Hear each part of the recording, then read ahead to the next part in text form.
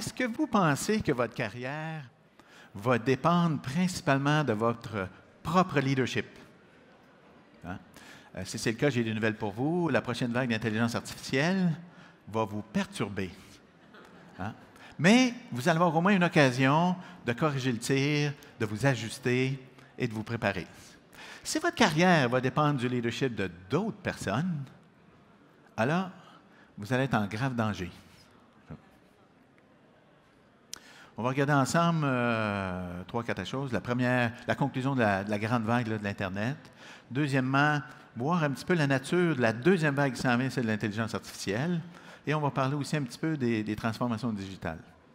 Sachez qu'à peu près 70% des compagnies au Canada sont en processus de transformation digitale. Et en après-midi, on va avoir un petit atelier, là, dans le fond, sur un guide de survie du leadership pour l'avenir, pour traverser.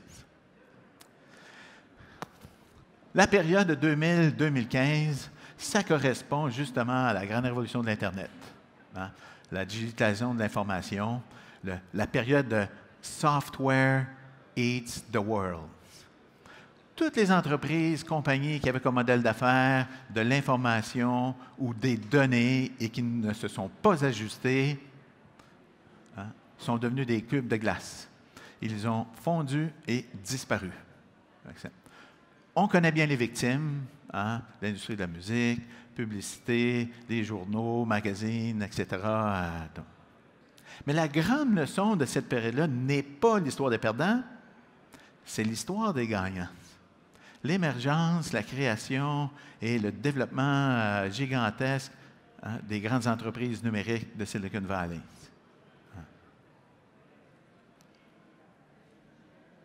Ils ont, dans un certain sens, réinventé l'entreprise, les structures et les modes de gestion. Hein? Prenons par exemple Google. Hein? 1999, 21 employés. Cette année, 58 000. Hein? C'est quand même tout un saut, là. Et ce ne sont pas uniquement juste 58 000 employés. Ce sont 58 000 super employés qui sont capables de répondre à des questions d'entrevue pas mal difficiles comme celle du fameux 25 cents. Hein? Que je vais vous poser. Hein? Imaginez, là, chacun de vous, que vous êtes transformé en un 25 cents, là, magiquement. Là. On vous jette dans un blender, un mélaxeur. Il part dans 30 secondes. Qu'est-ce que vous faites? Pas besoin de réponse, mais je vais vous laisser avec la question. Hein? Et ce qu'il y a d'important, hein,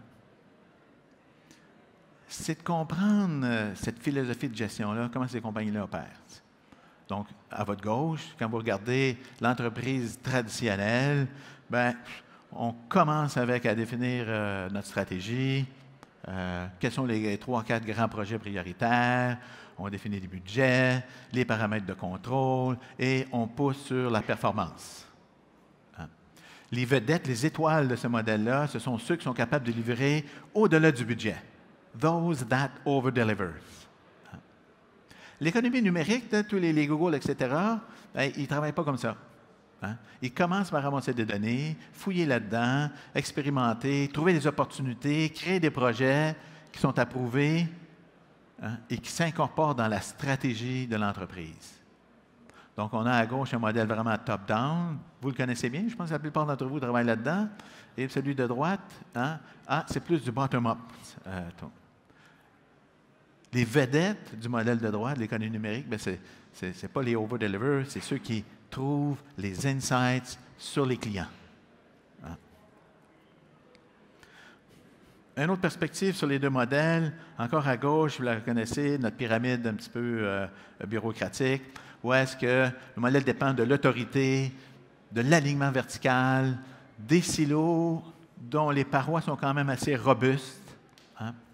C'est un genre d'entreprise qui a quand même peut-être 200 années d'expérience, c'est un modèle assez bien rodé, hein, mais dont le niveau d'engagement monte peut-être à 20-25% seulement.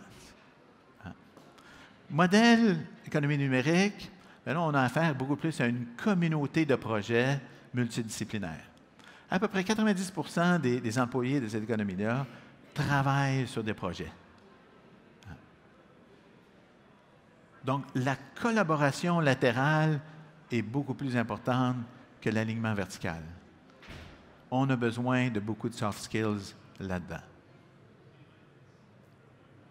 Et c'est le genre d'entreprise qui, ça a à peu près une vingtaine d'années, hein?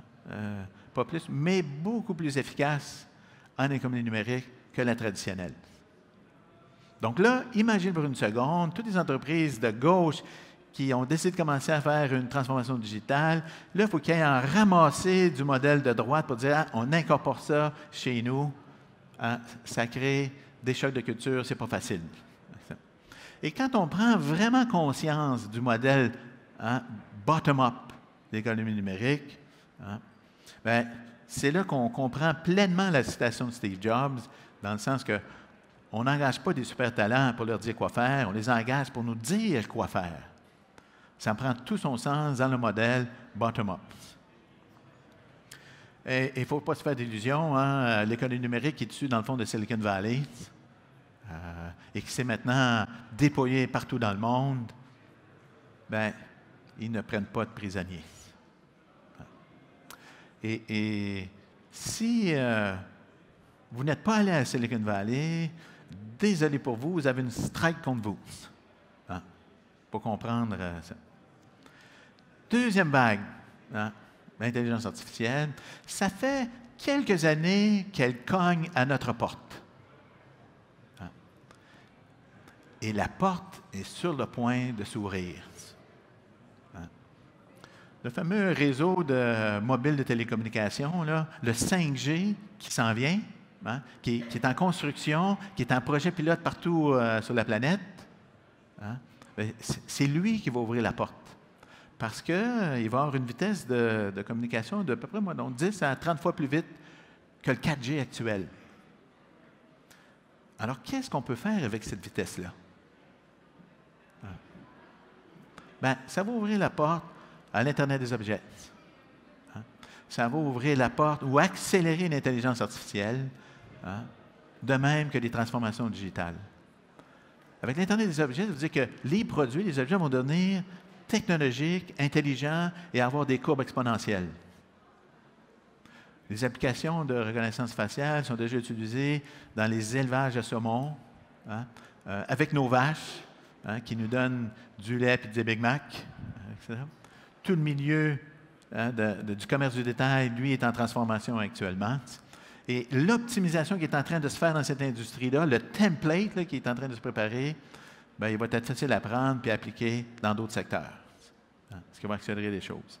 Les milléniaux, je suis content qu'il y en a plusieurs aujourd'hui, vont être un des vecteurs de cette croissance-là de l'intelligence artificielle. Ils sont vite à utiliser la technologie, changer leur comportement et ils forcent les entreprises à s'ajuster. Hein. Et il y a aussi littéralement une guerre commerciale et technologique entre les Américains et les Chinois. Qui va contrôler les standards, les normes de 5G et d'intelligence artificielle? À ce stade-ci, la Chine a un petit edge. Par exemple, le prochain chip pour les téléphones 5G, il est déjà trouvé. Huawei, une compagnie chinoise, a un chip qui est 22% plus performant que tous les autres qui existent sur la planète. Hein?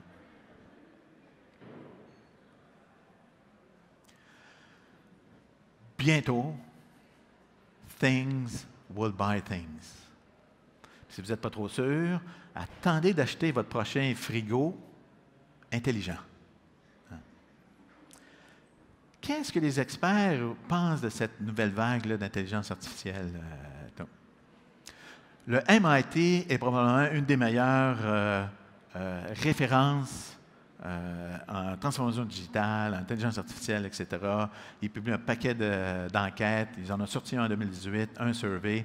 C'est important de le regarder comme il faut. Vous avez sur l'axe vertical les différents grands secteurs de l'économie, télécommunications, détail, services financiers, professionnels, santé, industriels, etc.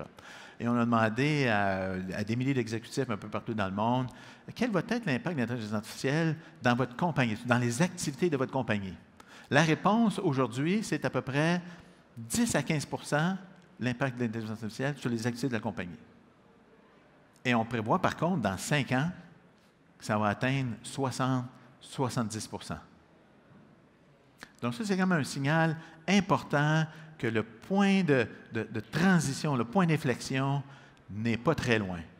Le 5G rentre et ensuite, vous allez voir, pouf, un développement rapide. Dans le milieu du travail, qu'est-ce que l'impact que ça va avoir? Les répondants disaient qu'à peu près, bon, à 84 % les milliers d'exécutifs ont dit, ouais, nos travailleurs devront se recycler, apprendre de nouveaux processus, développer de nouveaux skills, etc. À 84 %. Hein? Le workforce, la productivité va augmenter. Et si vous regardez un petit carré vert, hein, le nombre de travailleurs va diminuer. La réponse est à 50 % parce que ça demeure encore aujourd'hui un peu controversé. Ça va-tu augmenter, ça va-tu baisser, ça peut aller dans certaines industries ou non, etc. Mais ce qui est sûr, c'est qu'il va y avoir des gagnants et des perdants. Là, vous pouvez même dire, ah, OK, c'est une étude académique. J'ai le temps d'attendre pour voir qu'est-ce qui va se passer. Bien là, pour voir qu'est-ce qui se passe aujourd'hui en Chine, on a une petite vidéo. Après la vidéo, Yana va vous parler de transformation digitale. Regardons qu'est-ce qui se passe. Improving lives, increasing connectivity across the world. That's the great promise offered by data-driven technology.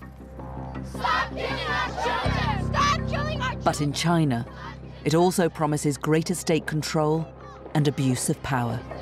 Stop killing innocent people! Stop killing innocent people!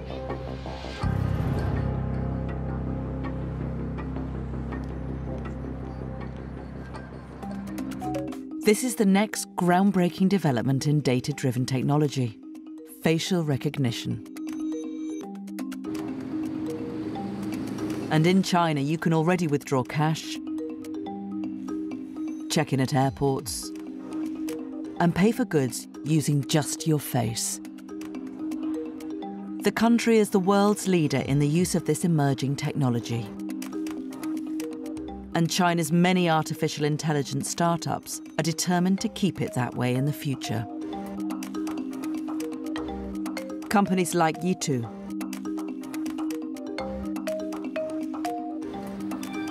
We are pioneering artificial intelligence research and innovation in the hope of creating a safer, faster, and healthier world.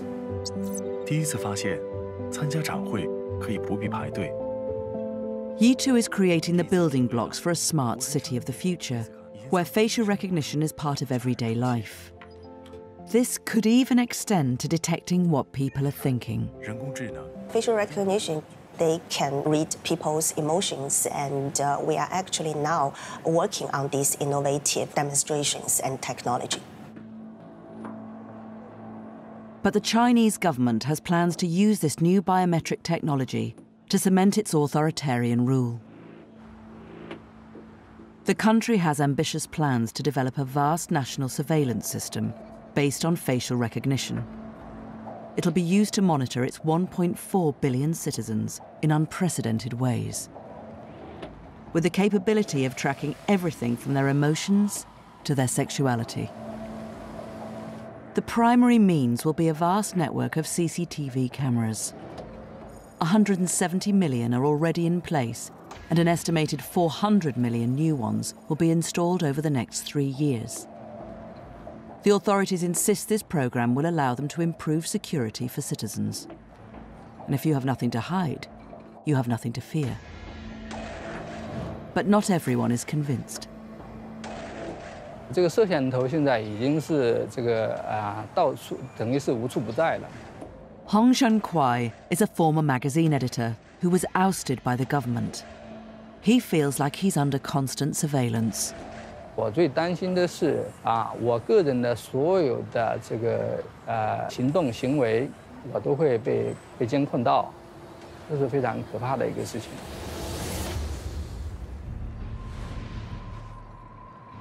Already the authorities are using facial recognition to name and shame citizens, even for minor offences like jaywalking.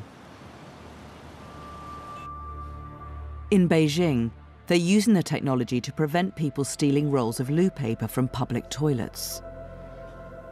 And across China, police officers are now trialling sunglasses and body cameras loaded with facial and gesture recognition technology. It's helping them to identify wanted suspects in real time. What worries some people here is that as the technology develops, so too does the capacity for it to be abused.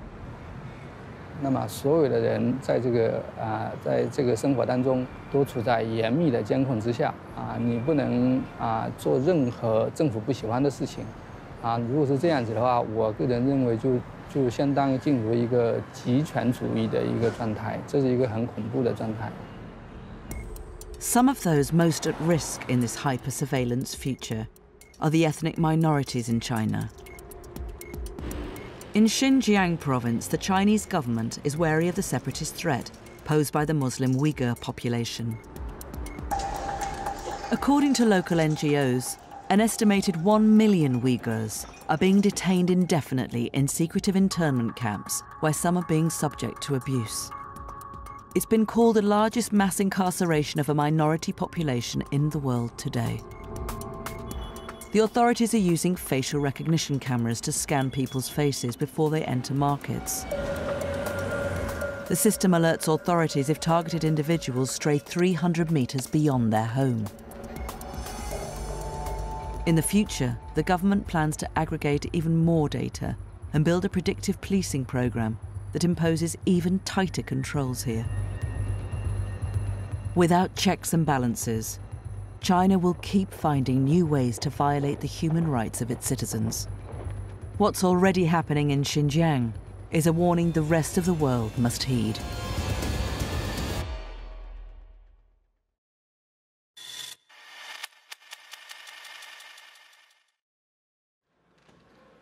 C'était clair avec la vidéo ou pas ce que vous avez vu, mais je pense que le point important qu'on voulait démontrer avec la vidéo, c'est où la Chine est rendue avec la reconnaissance faciale. À quel point ils sont rendus loin dans ce domaine-là et que tout ça est en train de changer et que ça s'en vient dans nos portes très rapidement. Merci André, c'était super intéressant. Olivier m'a présenté tantôt comme entrepreneur. Effectivement, je suis un entrepreneur. J'ai une entreprise de recrutement exécutif national qui s'appelle Leaders International. Puis je suis également un investisseur dans des compagnies en FinTech. Donc, tout ça m'intéresse énormément et quand moi je pense à ce que j'écoute, à ce que je vois, quand je regarde les autres conférenciers tantôt, ce qui me vient en tête beaucoup, c'est le mot innovation. Mais quand moi je pense à innovation, je pense à survie. Puis vous allez voir pourquoi c'est le mot-clé qui me vient en tête. Quand on regarde la transformation digitale dans les entreprises aujourd'hui, selon TELUS, à peu près 70 % des entreprises canadiennes sont en transformation digitale en ce moment. Évidemment, pas tous en même temps, pas tous au même moment, mais il y en a qui sont en early stage, il y en a qui sont en développement, il y en a qui sont en maturité. On en voit déjà qui vont être réfractaires, on en voit qu'ils essaient, mais moi, ce que je suis porté à dire à tous ceux qui sont dans la salle ici et qui pourraient avoir un doute, c'est essayez tout de suite. En bon entrepreneur, attendez pas que la vague passe, attendez pas que ça coûte trop cher, attendez pas qu'il soit trop tard. Commencez à faire des petits projets à l'interne, commencez à regarder comment vous pouvez l'appliquer, commencez à voir comment vous pouvez être un acteur de changement au sein de vos entreprises ou dans votre propre Inc. Excessivement important. Nous avons écrit un document cet été qu'on a lancé à mon 10e anniversaire au mois de juin dernier qui s'appelle « A Business Report for CEOs ». Il est en anglais uniquement parce qu'on l'a fait au niveau international pour la distribution en PDF. D'ailleurs, s'il y en a qui sont intéressés à le lire, il est gratuit sur le site de Leaders International. Vous pouvez aller le télécharger. On a rencontré au-dessus de 75 CEO exécutifs à travers le Québec principalement. Peut-être que dans un numéro 2, nous irons un peu plus loin.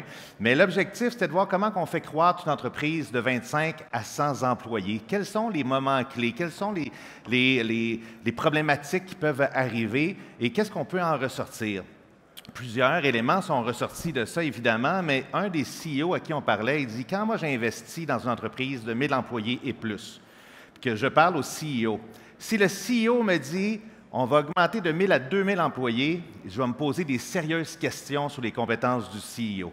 Je veux entendre un CEO qui va me dire, sur 1000 employés, on va développer une technologie qui va faire en sorte qu'on va descendre à 100 employés, bien qu'on va trouver une manière technologique d'améliorer notre efficacité. Vous allez dire, écoute, est-ce que c'est éthique? Est-ce que ça a du sens? La question n'est pas là. La question que le modèle d'affaires maintenant est en changement. Ce que je vous dis là, tout le monde pense à ça. Quand on parle à des venture cap en ce moment, puis ils regardent des nouvelles entreprises, qu'est-ce qu'ils se disent? How can I kill the old model? Comment je peux tuer le modèle existant? En ce moment, il y a des startups partout aux États-Unis, partout en Chine, qui se demandent comment on peut tuer le modèle bancaire actuel, comment on est en mesure d'amener des nouvelles applications qui vont faire en sorte qu'on change complètement la chaîne de valeur.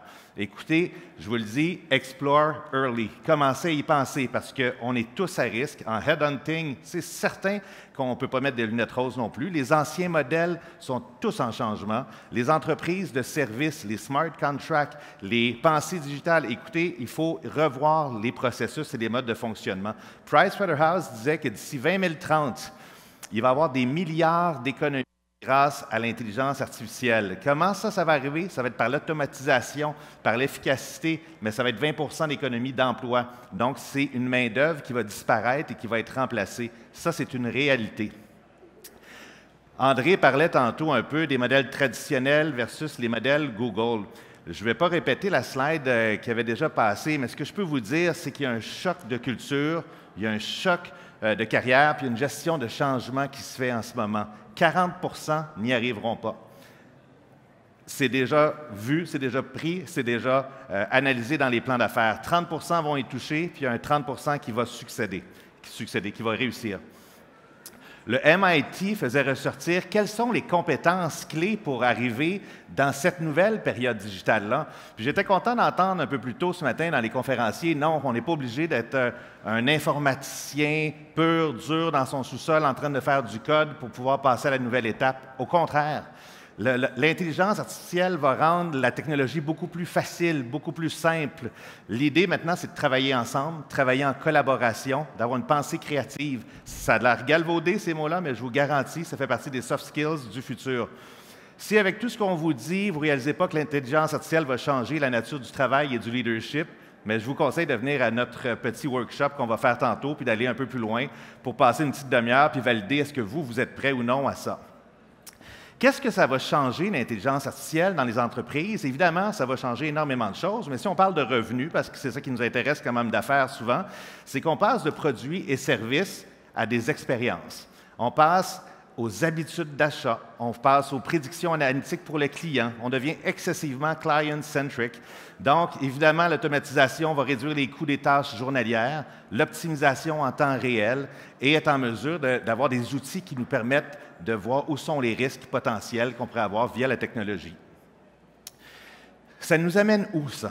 Ça amène que l'intelligence artificielle va toujours surpasser l'humain dans les tâches journalières et répétitives.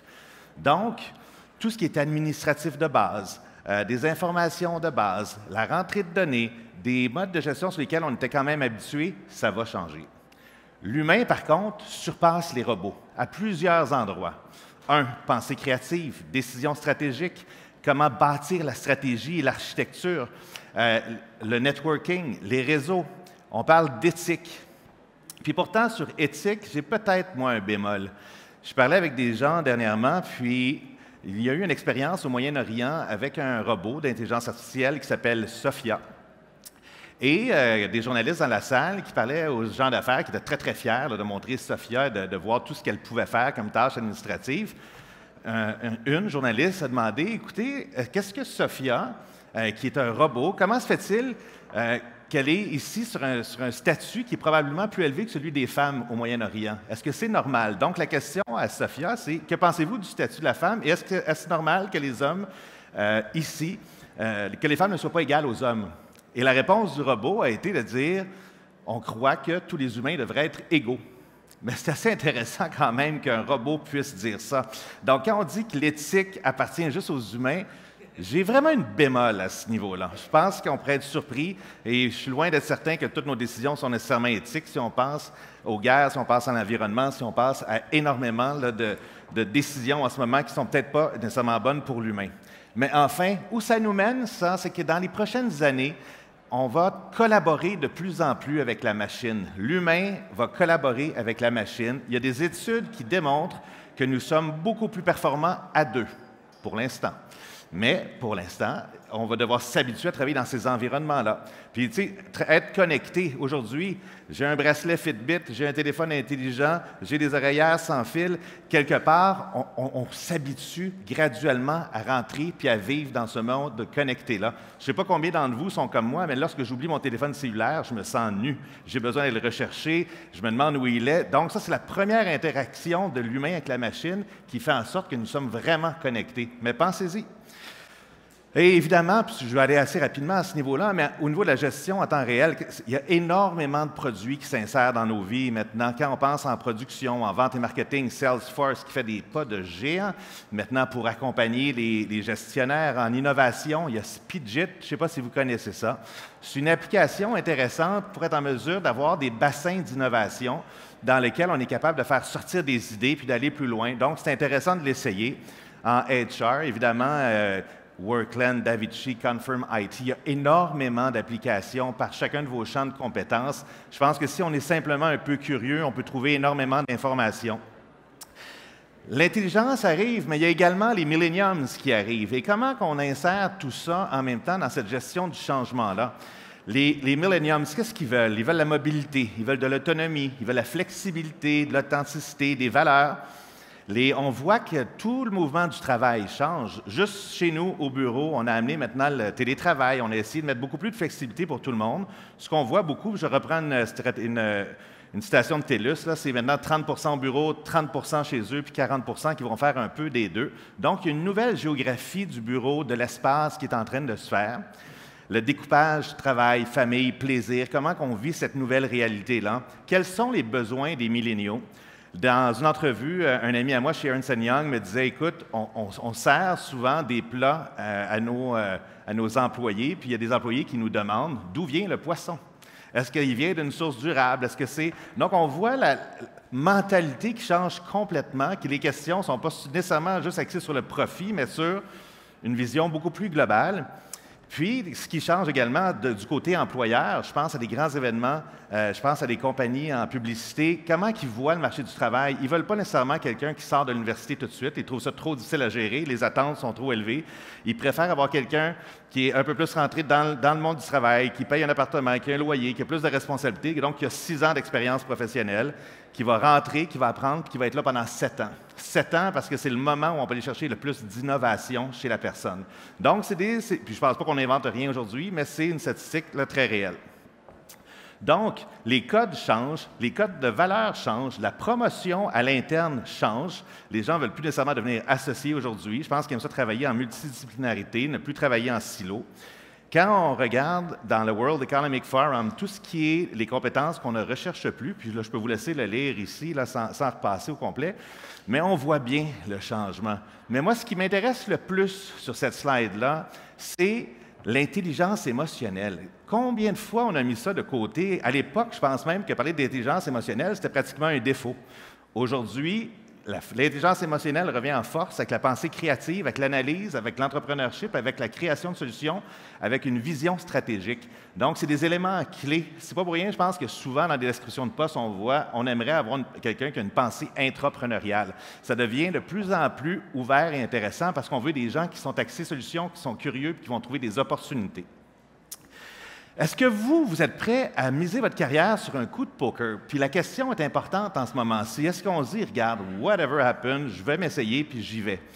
Je ne crois pas. Moi, je pense que pour passer à la nouvelle étape, pour avoir du succès, puis pour être en mesure là, de gagner là, tout ce changement-là, Wayne Gretzky disait, si j'ai été aussi bon, il y a une seule raison, c'est que I know where the puck is going. Je sais où la rondelle va. Mais je pense qu'en ce moment, on a tous les outils, tous les indicateurs pour nous dire où la rondelle s'en va. Il faut maintenant y penser, y réfléchir, puis être en action. J'ai 45 ans, Olivier le disait tantôt, j'ai fait mon MBA exécutif à 35 ans. Maintenant, je prends des cours d'intelligence artificielle, mais je ne pense pas que j'ai le choix. Donc, être en action, pour moi, fait partie du mouvement obligatoire pour être en mesure de passer à la prochaine étape. Puis je pense que ça, pour chacun d'entre vous, c'est quelque chose à réfléchir. Regardez, faire de la veille stratégique, continuer à s'informer, puis voir comment on est capable de s'améliorer pour aller à la prochaine étape. Donc, écoutez, merci beaucoup pour votre temps. On a un workshop après si ça vous intéresse. Bonne fin de journée.